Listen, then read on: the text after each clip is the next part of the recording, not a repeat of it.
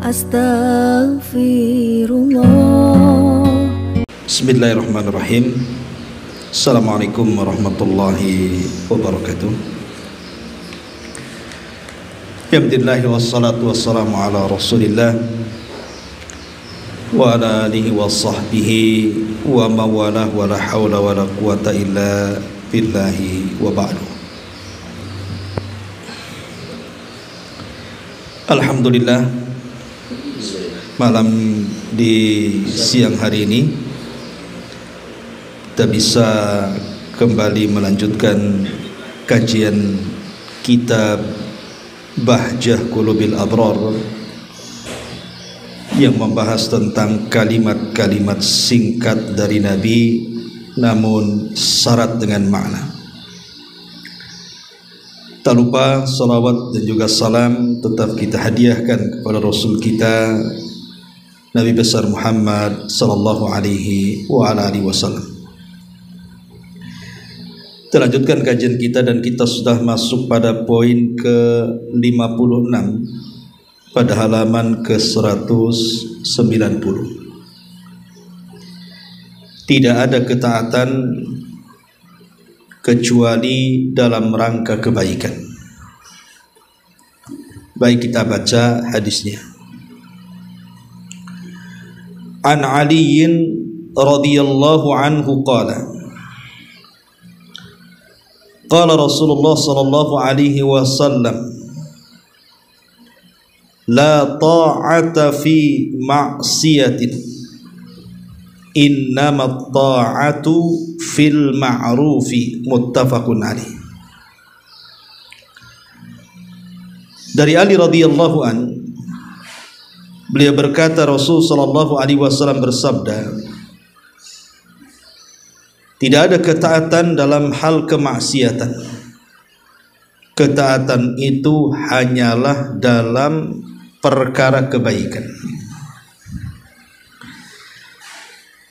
Ma'asyiral muslimat, ibu-ibu yang dimuliakan Allah Subhanahu wa taala. Hadis ini ada asbab wurudnya. Kenapa Nabi sallallahu alaihi wasallam sampai mengatakan seperti ini? Dulu di zaman Nabi sallallahu alaihi wasallam, Rasul pernah mengutus sebuah pasukan kecil untuk berperang. Dalam bahasa sejarah disebut Sariyah. Jadi Sariyah itu pasukan kecil yang dibentuk Nabi sallallahu alaihi wasallam tanpa dipimpin Nabi untuk menyerbu sebuah kabilah atau membuka-buka daerah. Lah kebetulan yang menjadi pemimpin perang atau yang ditunjuk Nabi sallallahu alaihi wasallam untuk menjadi pemimpin perang adalah seorang Ansar. Berangkatlah pasukan ini dipimpin oleh seorang sahabat dari kalangan Ansar. Di tengah jalan, entah kenapa pemimpin Ansar ini marah karena sesuatu hal kepada pasukannya. Akhirnya karena marah, dia pun memerintahkan pasukannya untuk mengumpulkan kayu bakar. Maka kayu bakar pun dikumpulkan. Setelah tertumpuk kayu bakar, maka pemimpin perang ini juga mengatakan, bakarlah kayu bakar itu. Akhirnya kemudian kayu itu dibakar sampai akhirnya apinya menyala-nyala dengan sangat besar. Tiba-tiba dia mengatakan kepada pasukan, masuklah kalian ke dalam api. Masuklah kalian ke dalam api. Tentu para sahabat berpikir panjang, maka para sahabat pun diam.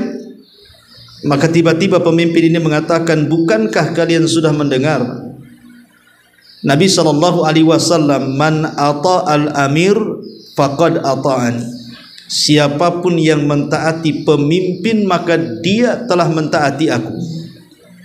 Sahabat mengatakan, tentu. Sekarang taatilah perintahku, masuk kalian ke dalam api tersebut. Tapi tidak ada satupun sahabat yang mau masuk kepada api itu. Sampailah kemudian berita ini ke telinga Nabi SAW. Maka Nabi SAW memuji para sahabat yang tidak mau mentaati pemimpin yang masuk ke dalam api itu. Kata Nabi SAW, "Lau dakhaluha ma kharaju." Kalau mereka masuk ke dalam api, maka mereka tidak akan keluar dari api. Artinya,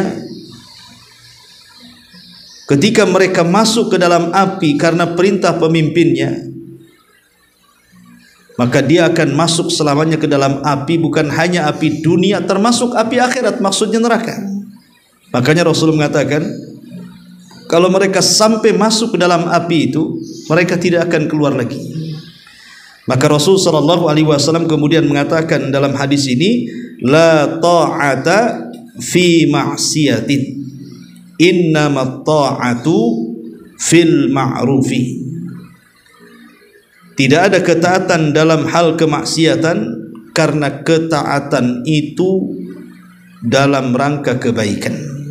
Itulah asbab wurudnya kenapa Nabi mengatakan kalimat ini. Ma'asyiral muslimat yang dimuliakan Allah Azza wa Jalla, hadis ini sangat dipahami oleh para sahabat, terutama para pemimpin sahabat, Abu Bakar, Umar, Utsman, Ali, dan para pemimpin Islam lainnya. Contoh Umar bin Abdul Aziz, saat dia dilantik menjadi pemimpin, menjadi khalifah, maka dia mengatakan kepada rakyatnya, atiuni ma ata'tullaha wa rasulah. Taati aku selama aku mentaati Allah dan Rasul. Fa in asaitu fala ta'ata li alaikum. Tapi kalau aku bermaksiat kepada Allah dan Rasulnya, jangan kalian taati aku. Itulah yang diucapkan oleh seluruh para khulafaur rasyidin. Diucapkan oleh Abu Bakar saat menjadi khalifah, diucapkan oleh Umar saat menjadi khalifah, diucapkan oleh Utsman, oleh Ali, dan seluruh para pemimpin Islam. Mereka mengatakan, atiuni ma ata'tullaha wa rasul. Kalian boleh mentaati aku selama aku masih mentaati Allah dan Rasulnya. Fa in asaitu fala ta'ata li alaikum. Tapi kalau aku sudah bermaksiat kepada Allah dan Rasulnya, jangan mentaati diriku lagi.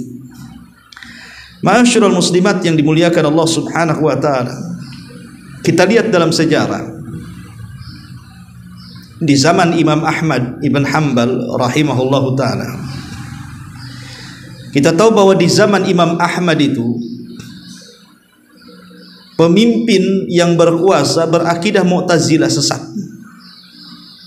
Pertama dipimpin oleh Khalifah Ma'mun. Kemudian yang kedua, Ma'mun meninggal, ganti kepada Khalifah Mu'tasim. Kemudian Mu'tasim meninggal, ganti kepada Khalifah Wathiq. Tiga-tiganya ini berakidah Mu'tazilah, berakidah sesat. Lah tiga khalifah ini memaksakan rakyatnya untuk sesat. Mereka dipaksa agar mengatakan Al-Quran makhluk, bukan kalam Allah. Tentu para ulama mereka berontak. Tidak ada yang mau satupun dari ulama ahli sunnah wal jamaah di zaman itu yang mau mengatakan Al-Quran makhluk. Sebab kalau seandainya mereka mengatakan Al-Quran makhluk, maka ini kalimat kufur. Lah pembangkangan para ulama termasuk Imam Ahmad terhadap tiga khalifah ini, tidak mau mengatakan apa yang mereka diperintahkan, karena Imam Ahmad dan ulama-ulama sezamannya paham bahwa ketaatan kepada pemimpin itu dalam perkara yang baik. Kalau dalam perkara maksiat tidak boleh ditaati, walaupun jiwa mereka harus melayang. Makanya banyak para ulama di zaman Imam Ahmad yang meninggal dunia, disiksa, dipenjara karena tidak mengikuti fatwa pemerintahnya. Tapi begitulah para ulama mengajarkan kepada kita, tidak ada ketaatan dalam rangka bermaksiat. Ketaatan itu hanya dalam rangka kebaikan. Ma'asyiral muslimat yang dimuliakan Allah Azza wa Jalla, hadis ini adalah hadis yang bisa kita jadikan kaedah dalam segala hal. Baik ketaatan kita kepada pemimpin, baik ketaatan kita kepada orang tua, baik ketaatan kita kepada pasangan, ibu kepada suami. Jadi hadis ini bisa menjadi kaedah bahwa kita harus taat kepada Allah, kita harus taat kepada pemimpin, kita harus taat kepada orang tua, kita harus taat kepada pasangan. Tetapi tentu selain Allah Subhanahu wa ta'ala bisa salah bisa benar. Selain Allah Subhanahu wa ta'ala itu bisa salah bisa benar. Terkadang perintahnya sesuai dengan syariat, terkadang perintahnya tidak sesuai dengan syariat. Maka yang sesuai dengan syariat taati. Pemimpin memerintahkan sebuah perintah dan perintahnya itu sesuai dengan syariat, taati. Karena mentaati pemimpin itu wajib. Orang tua memerintahkan sesuatu dan perintahnya tidak bertentangan dengan syariat, taati, karena perintah orang tua itu wajib. Suami memerintahkan istrinya dengan perintah yang tidak ada maksiatnya dan itu sebuah kebaikan, taati, karena perintah suami itu terkadang menjadi wajib bagi istri. Kecuali kalau seandainya pemimpin memerintahkan yang maksiat, orang tua memerintahkan kemaksiatan, ataupun kemudian suami memerintahkan kemaksiatan, maka berlakulah hadis ini, la ta'ata fi ma'siyatin innamat ta'atu fil ma'ruf. Tidak ada ketaatan dalam kemaksiatan, ketaatan itu hanya dalam kebaikan saja. Taib, bagaimana kalau seandainya ada dua perkara dalam satu waktu, satu perkara sunnah, satu perkara wajib. Contoh, di satu sisi ibu sedang melaksanakan puasa sunnah, anggaplah puasa Syawal atau puasa Senin Kamis atau puasa Daud atau puasa Ayyamul Bid. Di sisi lain suami tidak kerja, ada di rumah, dan suaminya meminta agar ibu membatalkan puasa dan melayani dia. Ini sama-sama perintah Allah, sama-sama perintah kan, satu perintah Allah tapi sunnah, agar kita melaksanakan puasa. Satunya juga perintah Allah agar ibu mentaati suami dan itu hukumnya wajib. Maka dalam posisi seperti ini kan ibu harus memilih. Maka ulama mengatakan ibu harus membatalkan puasa sunnah dan harus melayani suami. Karena bagaimanapun perintah suami itu lebih wajib dibandingkan ibu melaksanakan puasa sunnah. Karena ada hadis yang mengatakan seorang wanita tidak boleh puasa sunnah ketika suaminya hadir kecuali dengan izinnya. Begitu juga umpamanya ibu sedang sholat sunnah, ibu sedang sholat sunnah, sedang sholat rawatib, duha, witir, tahajud atau apalah ya sholat sunnahnya.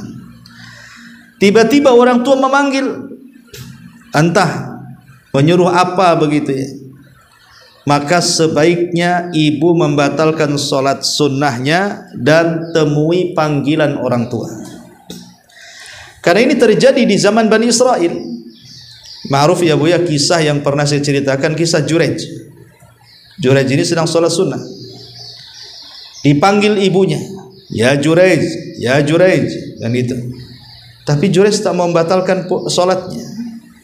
Justru dalam hatinya dia mengatakan, ya Allah, kalau ku batalkan sholatku berarti aku durhaka kepadamu. Kalau ku tidak membatalkan sholatku, aku durhaka dengan orang tuaku. Akhirnya dia memilih untuk melanjutkan sholat. Padahal sebenarnya yang benar dia membatalkan sholat, karena dia melaksanakan sholat sunnah bukan wajib. Lah, kalau seandainya ada dua perintah seperti ini, maka utamakan yang wajib, kemudian tinggalkan yang sunnah. Ma'asyiral muslimat yang dimuliakan Allah Azza wa Jalla, umpamanya ada orang tua menyuruh anaknya untuk menceraikan istrinya. Umpamanya ibu punya anak laki-laki yang sudah menikah. Ibu tidak suka dengan menantu ibu tuh. Kemudian ibu ngomong sama anak laki-laki ibu, ceraikan tuh istrimu tuh, aku nggak suka. Boleh nggak seorang anak laki-laki menceraikan istrinya karena perintah orang tuanya? Bukankah anak laki-laki itu haknya lebih kepada orang tua dibandingkan kepada anak istrinya? Maka ulama mengatakan, lihat perintahnya, Bu. Kalau seandainya memang istrinya itu solehah, istrinya taat, istrinya baik, tiba-tiba kemudian orang tuanya memerintahkan anak laki-lakinya untuk menceraikan, maka kewajiban anak laki-laki jangan mentaati perintah orang tuanya. Tapi kalau memang istrinya jahat, istrinya zalim, istrinya tidak beradab, istrinya tidak berakhlak, istrinya bersuka bermaksiat, kemudian juga orang tua laki-lakinya memandang kemaslahatan anaknya, maka kalau seperti ini boleh kita mentaati orang tua, kita ceraikan istri kita. Jadi lihat maslahat dan mafsadahnya, ya. Ma'asyiral muslimat yang dimuliakan Allah Subhanahu wa taala, sedikit bicara tentang ketaatan seputar keluarga. Kita tahu bahwa seorang istri wajib mentaati suami. Seorang istri itu wajib mentaati suaminya. Berdasarkan hadis Nabi sallallahu alaihi wasallam, "Lau kuntu amiran ahadan an yasjuda li ahadin la amartul mar'ata an tasjuda li zawjiha li idhami haqqiha." Seandainya aku perintahkan seseorang untuk sujud kepada orang lain, tentu aku perintahkan wanita untuk sujud kepada suaminya karena besarnya hak suami. Tetapi walaupun demikian, Bu, walaupun ketaatan ibu kepada suami itu sebuah kewajiban, tetap di sini harus diikat dengan kalimat al-ma'ruf, bahwa ketaatan kepada suami itu dalam perkara kebaikan, bukan dalam perkara kemaksiatan. Kalau seandainya suami menyuruh istrinya membuka hijab, dibuka? Tidak boleh dibuka, karena perintahnya maksiat. Suami memerintahkan istrinya untuk membuka aurat, wajib ditaati? Tidak wajib. Suaminya mengajak istri berhubungan dengan cara yang terlarang. Umpamanya suami memerintahkan istri untuk berhubungan dari duburnya atau saat ibu sedang haid, maka jangan ditaati. Atau berhubungan seperti orang-orang fasik. Atau umpamanya suami memerintahkan istrinya supaya istrinya durhaka kepada orang tuanya, jangan ditaati, karena durhaka itu kemaksiatan. Atau mungkin suami menyuruh istrinya untuk bermaksiat, disuruh membeli khamar, disuruh untuk membeli nomor togel, disuruh untuk menzalimi tetangganya, jangan ditaati, karena ketaatan itu hanya ada pada kebaikan. Atau istrinya disuruh untuk menggugurkan yang wajib, ibu sedang mengqadha puasa Ramadan, kan wajib, Bu, disuruh dibatalkan, jangan mau, karena puasa yang ibu lakukan puasa wajib, bukan puasa sunnah. Atau ibu sedang sholat 5 waktu, diganggu, disuruh batal, jangan mau, karena itu perkara yang wajib, tidak boleh disamakan perintah Allah dengan perintah suami. Jadi hal-hal yang kemudian tidak sesuai dengan syariat, maka berlaku hadis ini, la ta'ata fi ma'siyatin innama ta'atu fil ma'ruf. Tidak ada ketaatan dalam kemaksiatan. Ketaatan itu pada perkara yang baik. Pada perkara yang baik. Contoh umpamanya suami melarang ibu keluar rumah.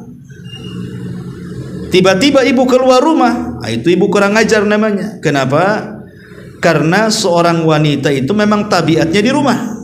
Sudah benar ucapan suami, supaya tidak bergaul dengan tetangganya, akhirnya jatuh kepada ghibah, gitu ya. Tidak bergaul dengan wanita-wanita di luar sehingga akhirnya salah pergaulan, ya. Maka kalau perintahnya di atas ketaatan, ibu wajib kemudian untuk melaksanakannya, ya. Suami mengajak ibu untuk berhubungan, kemudian ibu menolaknya, maka ibu berdosa. Makanya Rasul mengatakan, idza da'a ar-rajulu imra'atahu ila firashihi fa'abat la'anathal malaikah hatta tusbih. Apabila suami mengajak berhubungan istrinya, tiba-tiba istrinya menolak, maka malaikat akan melaknat sampai subuh. Jadi kalau perintahnya ketaatan, wajib dilaksanakan, tidak boleh dikhianati. Suami mengatakan, jangan memasukkan orang ke rumah, jangan memasukkan siapapun ke rumahnya, maka ibu tidak boleh masukkan siapapun kecuali dengan izin suami, ya. Nggak boleh memasukkan, pamannya ada tukang apa namanya itu, ibu COD gitu ya kan, tukang paket datang, ya cukup di pagar saja, nggak boleh dimasukkan ke dalam rumah karena suami melarang. Itu harus ditaati, bukannya dalam perkara ketaatan namanya, ya. Ya, jadi kalau memang yang diperintahkan itu sebuah ketaatan, maka ibu wajib mentaatinya. Tapi kalau perintah itu dalam sebuah kemaksiatan, maka tidak boleh wajib ditaati, karena Rasul mengatakan, la ta'ata fi maksiatin innama ta'atu fil ma'ruf, ya. Inilah diantara hadis yang singkat namun luar biasa kandungan maknanya, tentang tidak ada ketaatan kecuali dalam kebaikan. Baik, untuk lebih jelasnya ibu bisa baca syarahnya sendiri. Sampai di sini saja kajian kita. Sebelum saya tutup, silahkan kalau ada yang mau bertanya.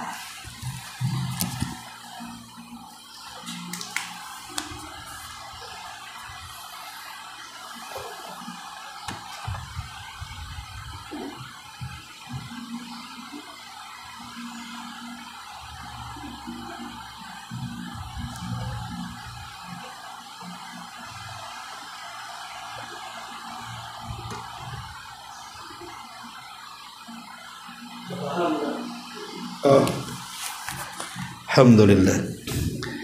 Baik, sampai di sini kita tutup dengan doa kafaratul majlis. Subhanakallahumma bihamdika asyhadu an la ilaha illa anta astaghfiruka wa atubu ilaik. Allahu ta'ala alam. Assalamualaikum warahmatullahi wabarakatuh.